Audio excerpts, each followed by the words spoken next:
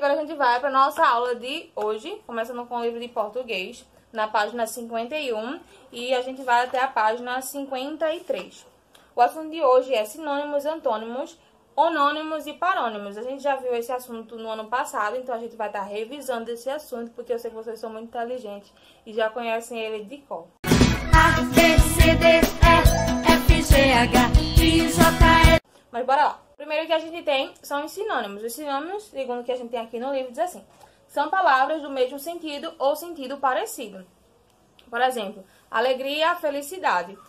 As duas palavras, têm escritas e sonoridades diferentes, mas os significados são bem parecidos. Quando a gente colocar as palavras, a gente precisa trocar a palavra da frase, ela não vai perder o sentido. Aí a gente tem de exemplo: por favor, mantenha-se distante da faixa amarela. E o distante está destacado. Aí na frase de baixo tem: por favor, mantenha-se afastado da faixa amarela. A palavra afastado também está destacada. Então, a gente tem aí a palavra distante e afastado. Elas têm o mesmo significado ou significado parecido, para informar que é para ficar longe da faixa amarela. Aí embaixo tem: ao substituir a palavra distante por afastado, o sentido da informação não foi alterado, não mudou nada. A gente continua entendendo que é para ficar longe da faixa amarela. Portanto, essas palavras, elas são sinônimas. Até aí, a gente já sabe o que é sinônimo. A gente passa agora para o antônimo. Os antônimos são palavras do sentido contrário. O que é isso? Alto, baixo, grande e pequeno. E assim sucessivamente. Vai ser todas as palavras com o sentido ao contrário. Aí a gente tem aí exemplo: aquele gato é pequeno. E o pequeno é destacado. Aquele gato é grande. E o grande está destacado também. Então, as palavras antônimas dessas frases é pequeno e grande, porque elas vão ter o sentido contrário, uma ao contrário da outra. Embaixo tem: ao substituir a palavra pequeno por grande, as informações fornecidas tornam-se opostas, tornam-se contrárias.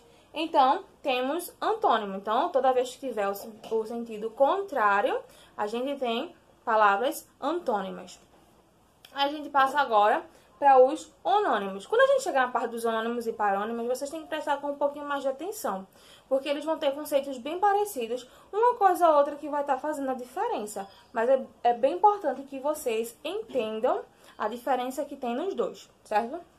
Então, os onônimos são palavras com a mesma pronúncia ou escrita, mas com significado diferente.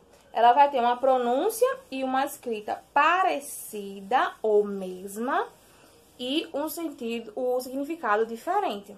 A gente tem aí de exemplo: ontem fomos assistir ao concerto da Ópera Municipal. A gente tem um concerto aí com C e ele vai estar se referindo a uma apresentação de música. Embaixo a gente tem: o concerto do portão custou uma fortuna. Esse concerto ele é com S e que ele vai representar um ajuste, um reparo de alguma coisa que está quebrada. Qual a diferença que a gente vê nas duas? As duas têm o mesmo som, concerto e concerto. A diferença que a gente vai ter é no significado, porque uma vai estar relacionada à música e a outra está relacionada a reparos. E também vai ter a diferença na escrita, que uma é com C e a outra é com S, certo? Aí embaixo tem: apesar da grafia semelhante e da pronúncia idêntica, as palavras concerto de apresentação e concerto de reparo, de ajuste, têm sentidos diferentes. Então, é isso que o onônimo ele quer passar, que são palavras que têm pronúncia e escrita iguais ou semelhantes e um significado diferente. Aí agora a gente passa para os parônimos.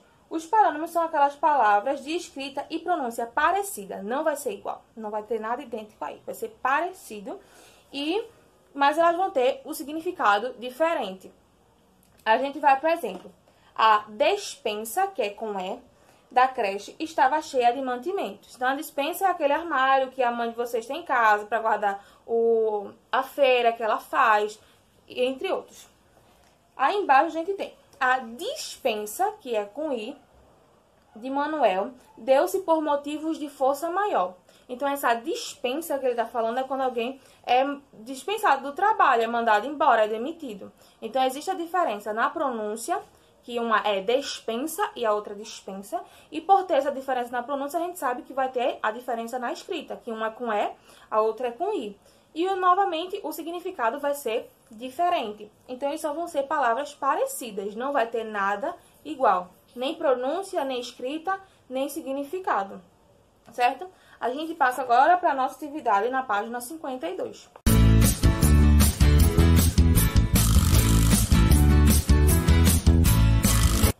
Na página 52, na primeira questão, diz assim: complete as frases com sinônimo ou antônimo. Como é que vai ser isso? Vocês têm aí duas palavras que estão, a cada letra, vocês têm duas palavras que estão destacadas. Por exemplo, na letra A, a gente tem começar e iniciar destacado.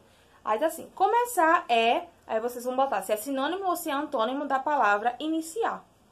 Na letra B, fraqueza ou força. Aí você vai dizer se fraqueza é sinônimo ou é antônimo de força. Lembrando que sinônimo são palavras diferentes que têm um sentido parecido e antônimo é uma palavra diferente, mas vai ter um sentido contrário. Aí a gente passa para a segunda questão. Pesquise no dicionário e escreva o significado dos onônimos abaixo.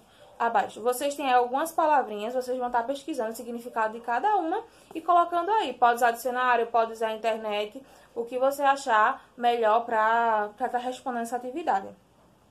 Na terceira questão diz assim: encontre no caça-palavras o antônimo das palavras do quadro. A gente tem um quadro, que é a parte verde, que tem as palavras facilitar, justiça, ampliar, calmo, alto, devagar, escuro, sempre, curto e honesto.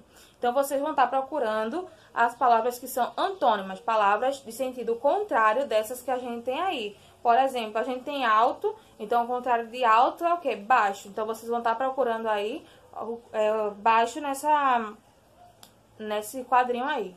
Lembrando que é sempre o antônimo. Nunca vai procurar a palavra que está aqui. Sempre é a palavra com sentido contrário. Quarta questão, já na página 53, diz assim: faça a correspondência entre os parônimos e os seus significados. A gente tem a palavra coro e couro, suar e soar.